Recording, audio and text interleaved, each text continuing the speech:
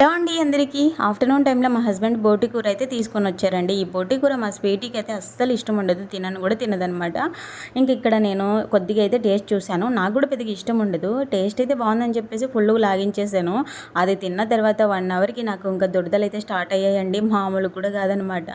ఇంకా దాదాపు ఒక 40 మినిట్స్ అట్లా ఇంకా చాలా అంటే చాలా ఇబ్బంది పడినా. ఒకసారి మొత్తం ఒళ్ళంతా దద్దులు వచ్చేసినాయి. ఇంకా నేను భయపడ్డాను. మా హస్బెండ్ టాబ్లెట్ తీస్తున్నా అంటే వద్దులే అన్నాను అనమాట. కాసేపటికైతే అవే చిన్న చిన్నగా తగ్గుతూ వచ్చాయి. ఇంక ఇక్కడ నేను పాలు పెడుతున్నాను అనమాట, కాఫీ తాగాలనిపించి. ఈరోజు పాలు అయితే విరిగిపోయినాయండి, ఏం బాగలేవు. అయితే సాయంత్రం స్వీటీ ఇంకా స్కూల్ నుంచి రాగానే మమ్మీ నేను పాలు పెట్టి తీసుకొని వస్తాను, ఇద్దరం తాగుదామని చెప్పింది. మేము పాలు పోయించుకునే ఆవిడ దగ్గర అయితే లేవనమాట, ఆల్రెడీ అప్పటికే అయిపోయినాయి. ఇంకా పాప పాలు తాగానే ఇద్దరికి కాఫీ అయితే పెట్టానండి. ఇప్పుడు పాప నేనైతే తాగుతున్నాము.